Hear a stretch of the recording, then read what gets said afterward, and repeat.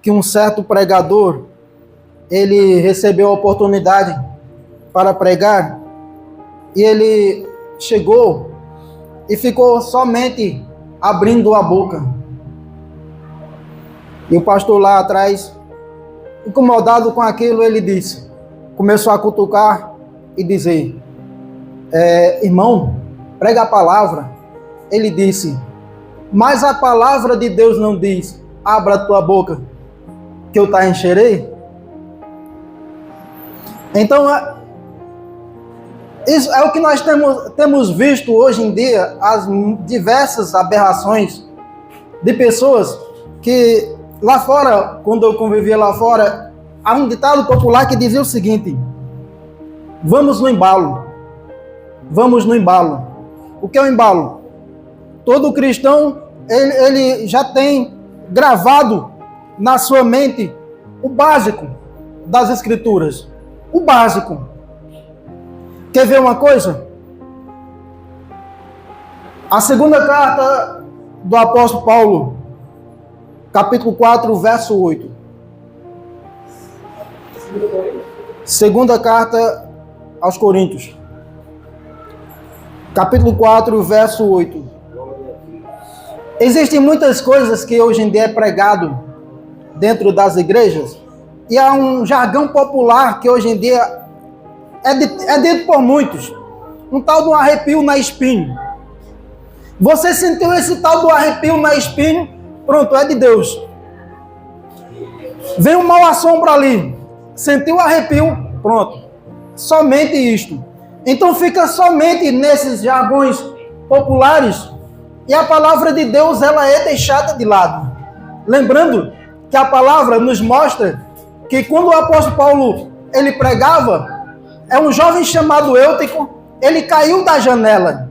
Isso indica que as ministrações do apóstolo Paulo não eram essas que hoje em dia eles querem mostrar com a tal da espiritualidade lá em cima. Eles querem ter revelações em tudo, e a revelação está do seu lado, a palavra de Deus. Olha só, em tudo somos atribulados, mas não angustiados, perplexos, mas não desanimados. Olha essa palavra no primeiro ainda. Olha essa palavra, ela é muito interessante de ser observada, mas eu posso aplicar um jargão aqui dentro dessa palavra. Que Deus vai te abençoar, que Deus vai te exaltar, que Deus vai te fazer grande. Essa tribulação que você está passando é momentânea. Essa luta que você está vivenciando, você vai ver a glória de Deus se manifestar na tua casa. Ué, você ser grande, Deus vai soprar o teu nome nos quatro cantos da terra. Como assim? Se seu nome não faz nada, seu nome não cura, não faz milagre. Não! A Bíblia, quando você vai meditar nas Sagradas Escrituras, a Bíblia promove somente Jesus. Esses dias tinha uma moça ensinando que desde o primeiro livro ao último livro, se eu não estou errado, é no hebraico, uma palavra hebraica e uma palavra no grego, juntando, ela mostra o Gênesis e o Apocalipse, filho, demonstra filho. Indica o quê? Que desde o Gênesis ao Apocalipse, a Bíblia vai nos mostrar quem? Jesus Cristo. Então olha o que o texto está dizendo aqui. Em tudo somos atribulados, mas não angustiados, perplexos, mas não desanimados. Se nós formos entrar nesse texto, dentro do contexto do que eu vou falar aqui, o apóstolo Paulo, ele foi um dos apóstolos que vivenciou as mais terríveis tribulações da vida. Ele foi perseguido por falsos líderes que se infiltravam no meio das igrejas. Ele foi perseguido. Ele foi perseguido por falsos irmãos que estava lá no meio dele. Ele foi perseguido, ele foi chicoteado, ele apanhou, e o final da vida dele, ainda, qual foi a glória que ele levou? A morte. O apóstolo Paulo, ele levou em si a morte.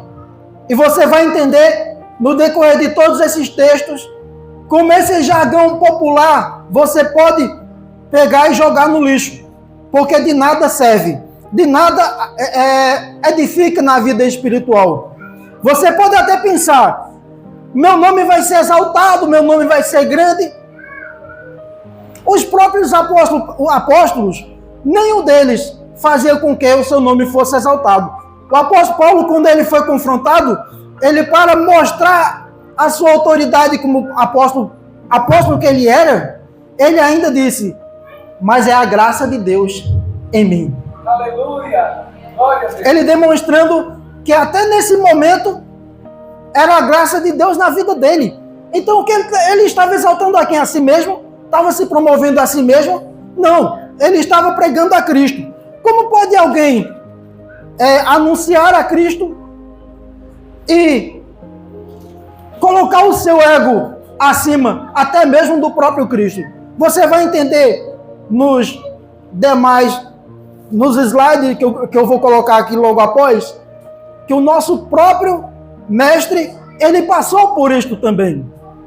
E o cristão hoje, olha, entenda, no século I da igreja, a igreja foi assolada com terríveis perseguições, morte, arena, tudo isso aí a igreja vivenciou. E os cristãos da época, eles sofriam tanto, que o único propósito do cristão, ele dizia, pelo menos a nossa esperança é lá no céu. A esperança do cristão estava no porvir. Era isto o que fazia com que o cristão se firmasse a cada dia mais na presença de Cristo. Sabe o que faz hoje em dia o cristão se firmar? Promessas vazias. Promessas que não tem nenhum sentido e que nunca vai cumprir. E se cumprir, pode ter cuidado. Eu costumo utilizar a carta de Paulo aos Gálatas. Ele diz assim, ainda que nós mesmos, ou um anjo do céu, vos anuncie outro evangelho, que não seja esse, seja anátema. Se não for esse evangelho, rejeite, seja anátema, é maldito. Se um anjo do céu vos anunciar outro evangelho, o que isso indica? Nós pegamos os textos de Ellen, ela vai dizer que teve uma visão de um anjo. Um anjo disse para seguir esse caminho. Mas a Bíblia diz que se um anjo vos anunciar, seja maldito. E até mesmo se houvesse um intitulado apóstolo, fosse rejeitado. Se você for analisar, existe as famosas, os livros apócrifos, né? Até mesmo com o nome de apóstolos. Mas a Bíblia nos diz que além deste evangelho, é anátema. As tribulações que os apóstolos vivenciaram, perplexos, mas eles não desanimavam.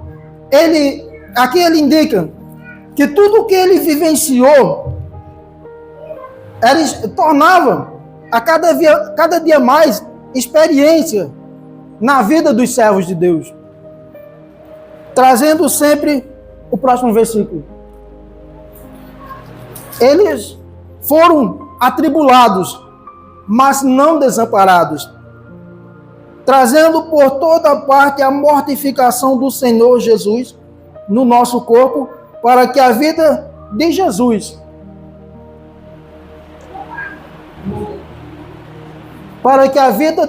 se manifeste também em nossos corpos. Para que as lutas? Para que as dificuldades? Ele disse, eu superei tudo isto. Tudo isso que eu passei foi para que manifestasse também a vida de Jesus em nossos corpos.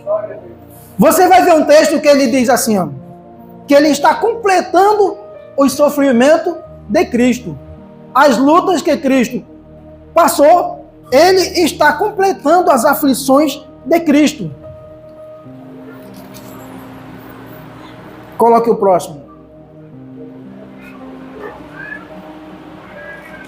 E assim nós que vivemos estamos sempre entregues à morte por amor de Jesus, para que a vida de Jesus se manifeste também em nossa carne mortal.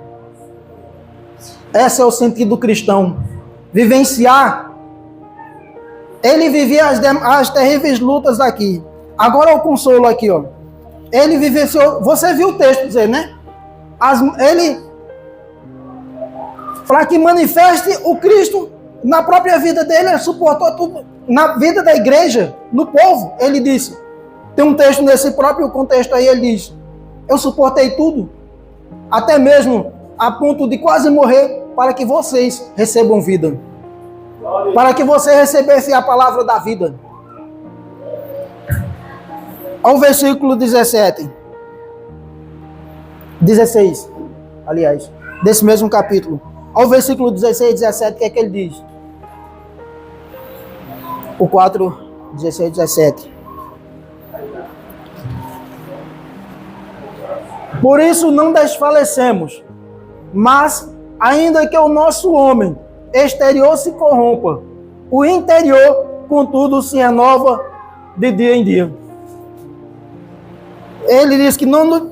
E ao 17, porque a nossa leve e momentânea tribulação produz para nós um peso eterno de glória muito excelente. Glória a Deus, aleluia. As lutas, elas produzem um peso excelente. As tribulações, ele diz que para ele serviu para isto. Serviu para levar a esse nível espiritual. Abra o slide aí, que eu vou começar a... Glória a Jesus. Glória a Deus. E eu estou apenas citando algumas tribulações vivenciadas pelo apóstolo Paulo.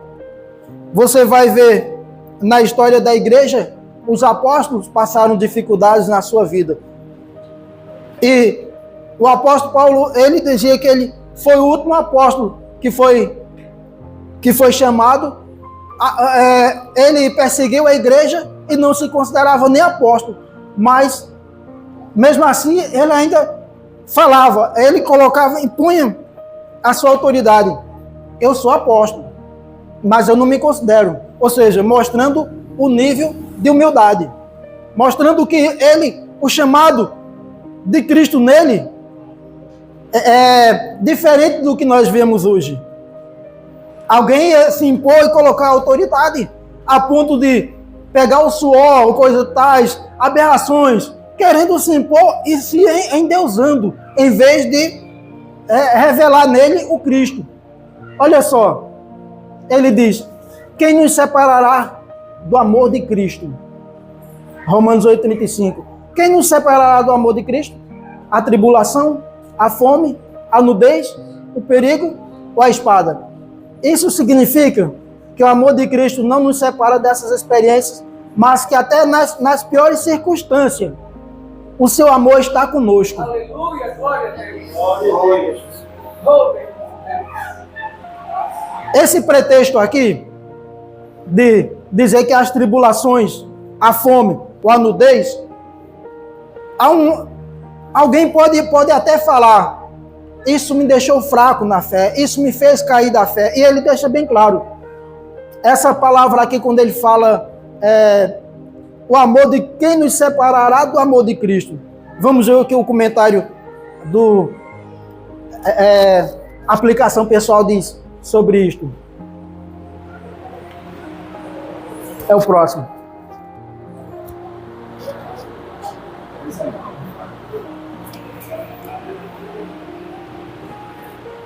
Paulo faz uma citação do Salmo 44, verso 22, para lembrar aos crentes que as pessoas que confiam em Deus devem esperar perseguição até a morte. Pode voltar. Então, você entendeu a ideia? O amor de Cristo aqui, ele mostra que é a salvação. Que nada dessas coisas vai fazer você perder a salvação. Nenhuma dessas coisas. Você pode passar a luta que passar, viver as mais terríveis, mas ele deixou bem claro aqui o comentário. O crente deve esperar na sua jornada espiritual que ele seja perseguido. Ele seja perseguido no trabalho, ele seja perseguido até mesmo dentro de casa. Uma vez eu vi um pastor comentando e dizendo o seguinte: você deve ser amado. O cristão, ele é amado pelos vizinhos, pelas pessoas do convívio. E no mesmo instante eu falei para minha esposa, essa ideia dele não tem base bíblica. Você sabe por quê? Você é tolerado. Você é tolerado.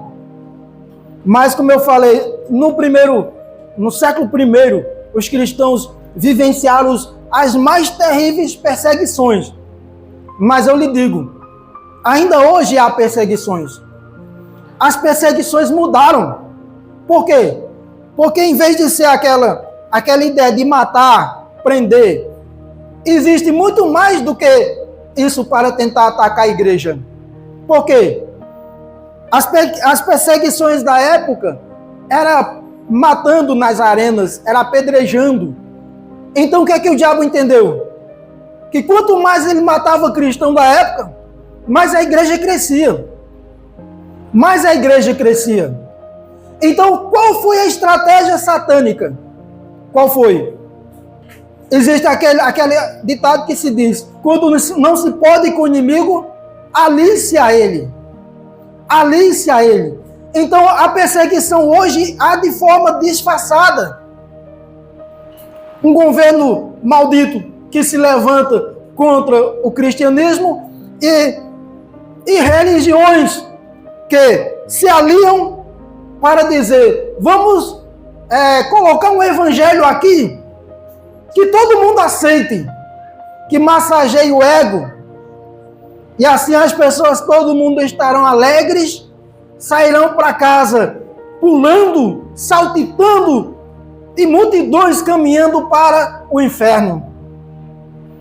Então é esse evangelho falso que tem se entrelaçado e faz com que muitas pessoas se alegrem mesmo. Realmente muitas pessoas, elas gostam de você quando você massageia o ego delas. Quer ver? Na convivência entre marido e mulher, se você tiver constantemente melzinho, amorzinho, ela nunca vai se chatear com você. Agora, seja sincero um dia, com qualquer pessoa do seu convívio, vai haver um momento que ela vai se chatear com você.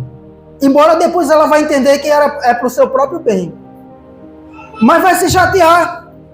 Na sociedade em que você convive, todo instante você vai dizendo, você é meu irmão, você é uma serva de Deus, você vai para o céu, você mentindo para ela, e ela está tudo bem.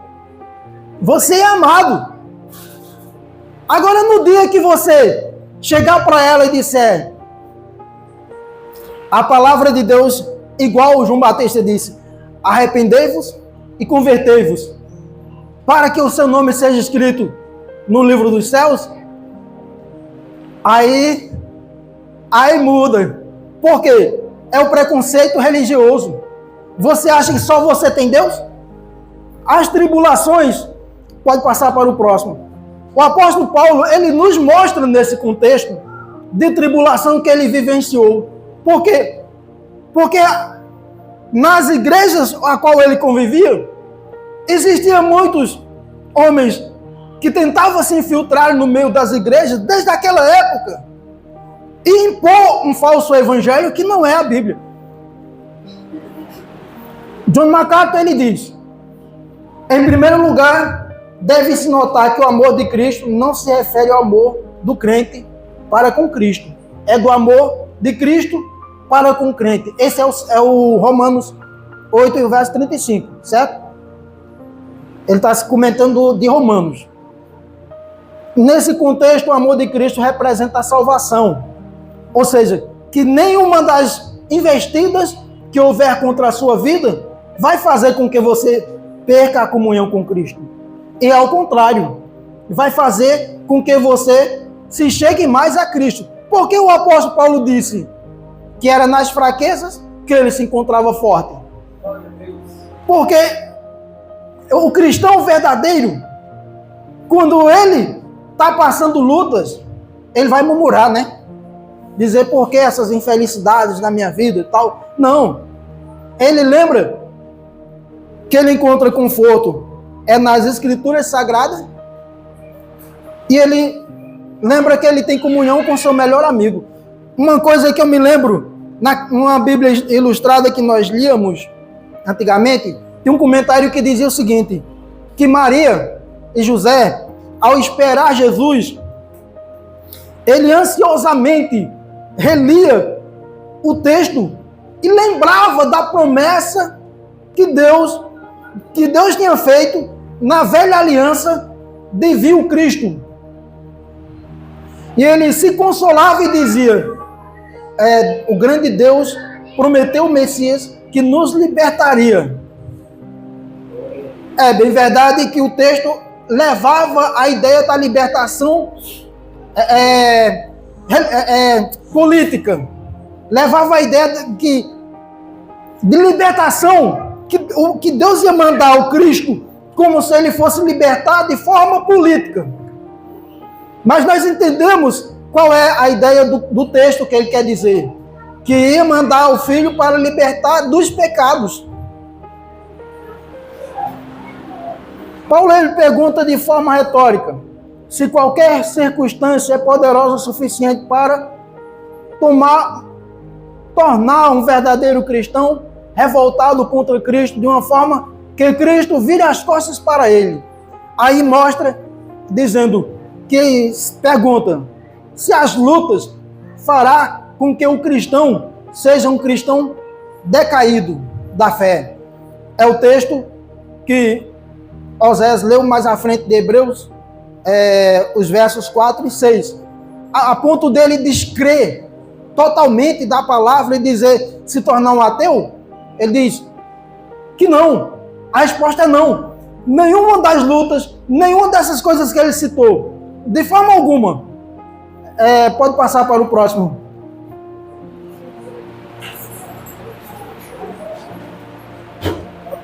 Por amor de ti, somos entregues à morte todo dia. Fomos reputados como ovelha para o matadouro.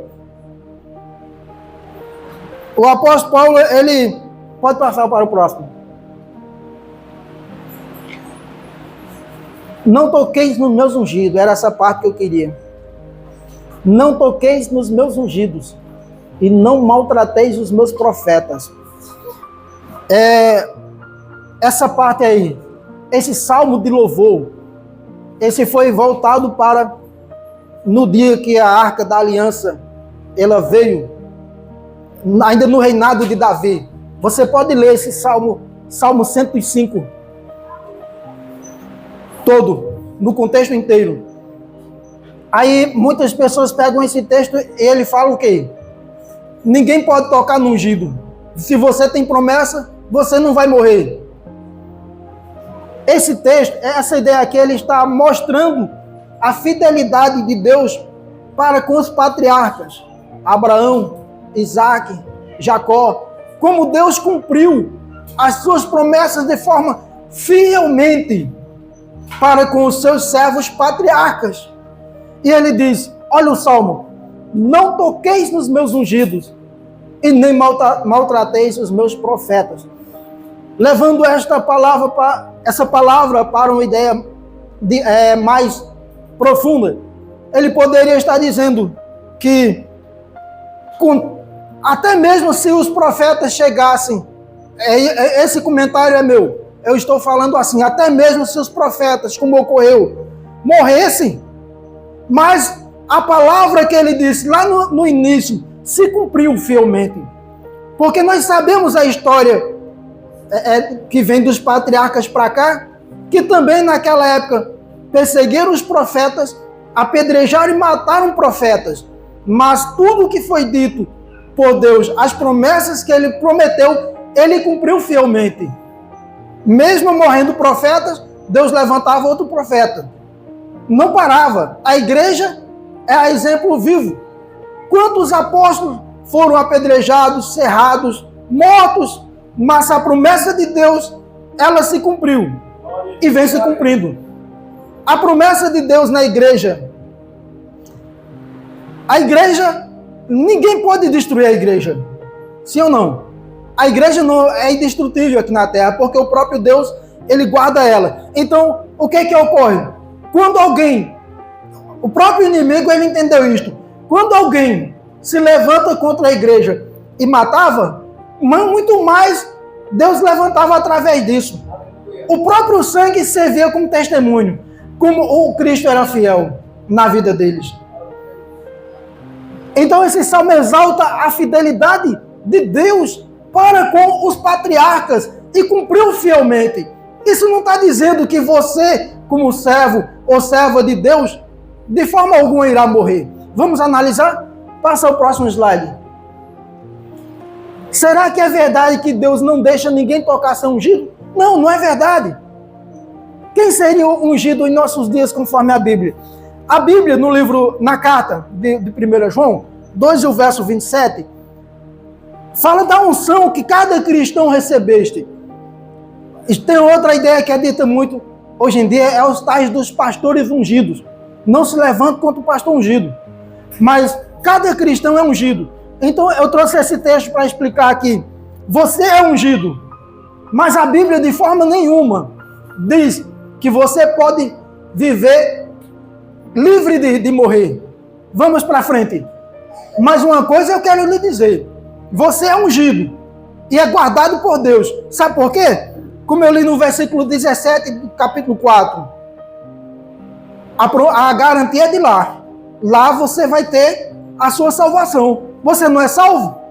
Mas ainda que você morrer, você continua sendo salvo. Ainda que a tribulação chegasse a lhe destruir, você continuaria sendo salvo. Pode passar o próximo slide.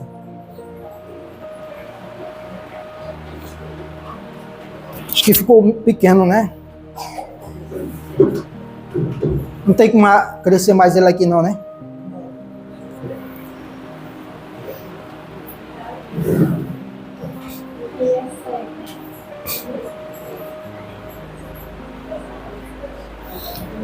Essa listagem aqui das lutas vivenciadas pela igreja. Agora vamos entrar na história do nosso Cristo, o Mestre Jesus Cristo. Vamos ver se é verdade que Jesus prometeu bonança, vida boa, de você. Não, olha, Cristo, Jesus Cristo. Não tem pessoas que estão dizendo que você vai ser grande, vai ser exaltado. Cristo, o Mestre, o Senhor. Ora, se o Senhor aconteceu isso aí, Cristo foi. Cristo, nosso Senhor, foi perseguido por religiosos da sua época. Você não vai ser? Expulsaram Jesus da cidade de Jerusalém, de cidades. Capítulo 4, verso 29. Ficou meio embaraçado aqui, mas é Lucas. Quiseram apedrejar Jesus. 3 coisas. Expulsaram Jesus, perseguido pelos religiosos, quiseram apedrejar Jesus, caluniaram Jesus, até disseram que ele tinha Beelzebul, cuspiram no rosto de Jesus, lhe deram murros no rosto de Jesus, foi rejeitado, rasgaram suas vestes, lhe puseram a coroa de espinhos, escarneceram dele, carregou a sua cruz até o ponto. Tudo isso e foi vivenciado por Jesus até crucificaram Jesus.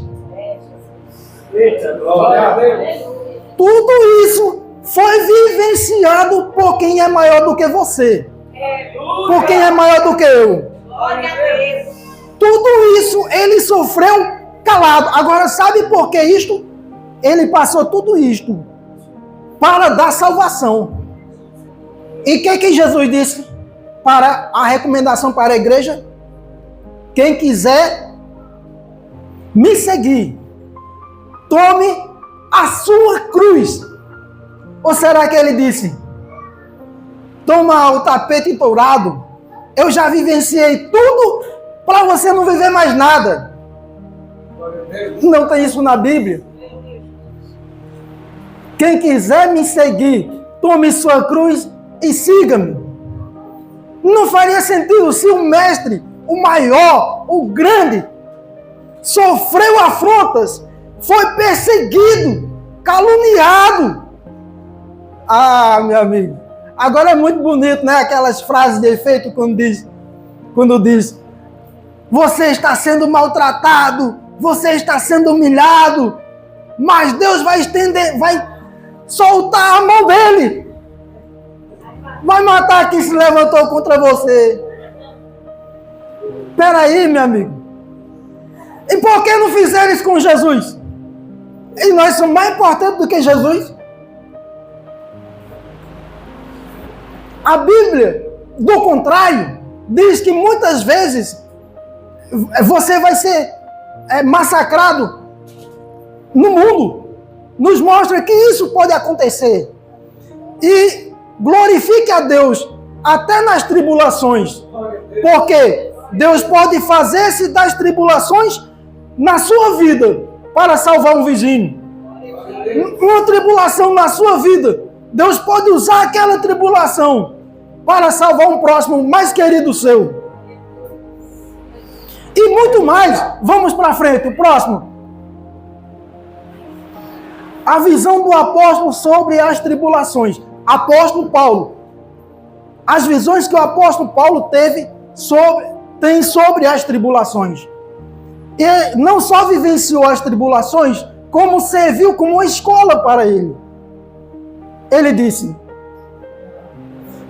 nesse primeiro, regozijo-me agora no que padeço por vós, e na minha carne cumpro o resto das aflições de Cristo pelo seu corpo, que é a igreja. Ele sofreu tudo por quem? Pela igreja. A Bíblia diz que muitas vezes você tem que viver em prol do próximo. Você tem que viver em prol do próximo. É isso que as Sagradas Escrituras ensinam. Diferente do evangelho mentiroso que é lá fora. Por quê? Ele exalta o seu ego a ponto de querer dizer que você é o maiorão, o bonzão. Não. A Bíblia não ensina isto. Estão lhe enganando. As provações de Paulo.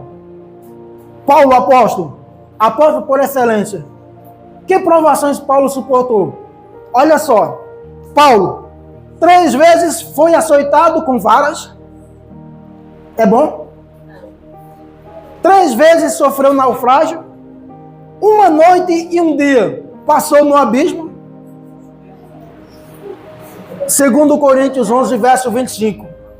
Paulo foi tratado como malfeitor, aprisionado 5 anos e pregava o evangelho, mas isso não impediu dele escrever as cartas. O apóstolo Paulo, dentro das cadeias que ele vivenciou, lá de dentro, ele ainda pregava o evangelho. Me faz lembrar de uma história de um senhorzinho, lá em São Paulo, um senhorzinho, das antigas. Levaram ele preso, enganado. Levaram ele. E ele saiu daqueles bem marrudo, ignorantão, sabe? Mas salvo por Cristo. Ele vivia, sabe aquele senhorzinho, chegava em cada esquina, falava, Jesus me salvou, conta a sua história e tal. Levaram ele para a cadeia. E ele ficou 6 meses lá dentro da prisão, murmurando, porque essa infelicidade. Não, lá dentro da cadeia, ele começou, Jesus vai te salvar.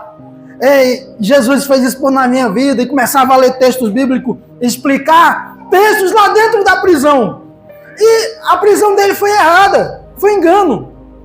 No final das contas, os próprios presos lavavam a roupa dele, arrumavam ele, davam comida e um velhinho bem tratado lá dentro da cadeia, ganhando vidas lá dentro da cadeia. Agora, propósito, por que será que Deus permitiu com que ele fosse para a cadeia? Talvez Deus quisesse que alguém lá dentro da cadeia ouvisse o evangelho, que às vezes ele não tem ouvido. E Deus queria que aquele velhinho falasse do evangelho. Não murmure das tribulações, porque talvez nas pequenas tribulações ou nas muitas tribulações que você esteja vivenciando, haja um propósito de Deus. Haja um propósito. A Bíblia nos ensina para darmos graça em tudo, até mesmo nas tribulações. Não tem como, não vai encontrar na Bíblia nenhum texto dizendo que a vida do crente é de bonança. Se você vê João Evangelista, capítulo 14, o que ele diz? Não se turbe o vosso coração. Ele vai dizer o quê? Vai falar das tribulações. Sim ou não? Observe. João 14. Olha o que ele diz aqui. Vamos avaliar. Isso é a vida cristã.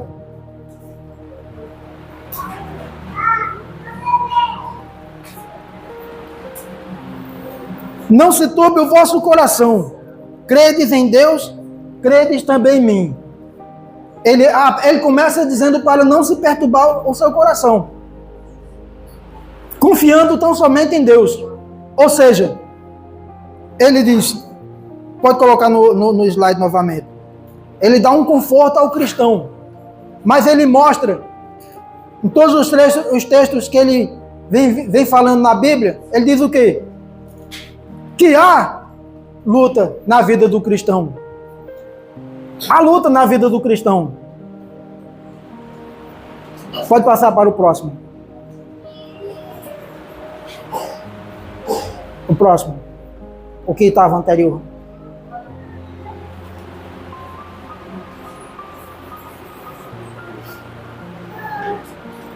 As provações se tornaram escola para Paulo.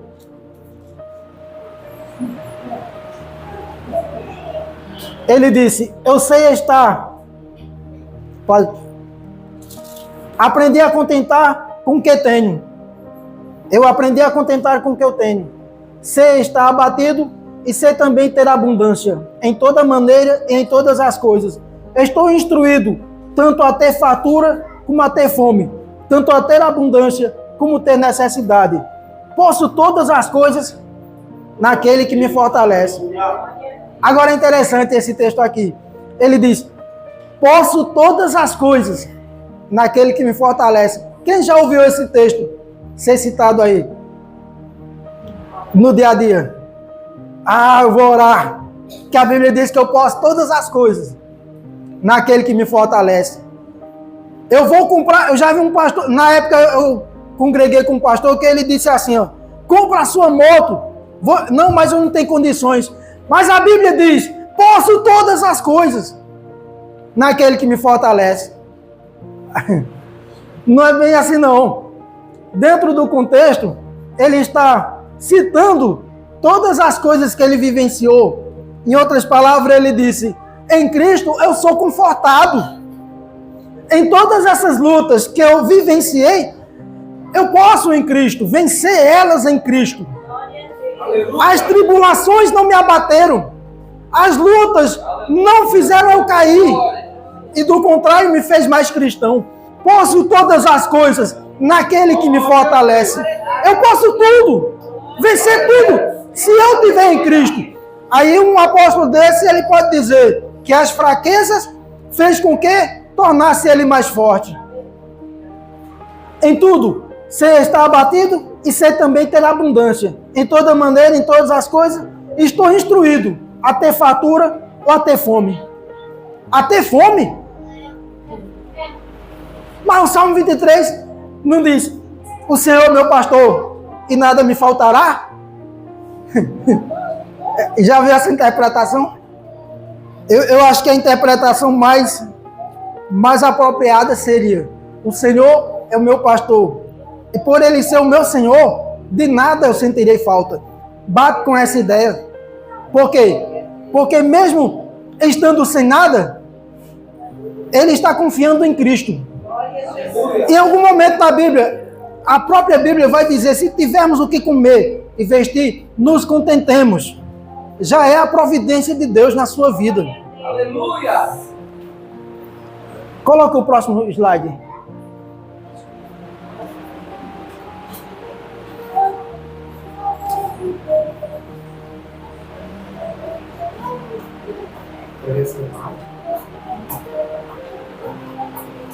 Deixa aí mesmo, pode deixar aí mesmo. As tribulações, na época dos cristãos, elas eram normais. Eram normais as tribulações. Por que elas se tornaram a escola na vida do apóstolo Paulo? Romanos capítulo 5, verso 3.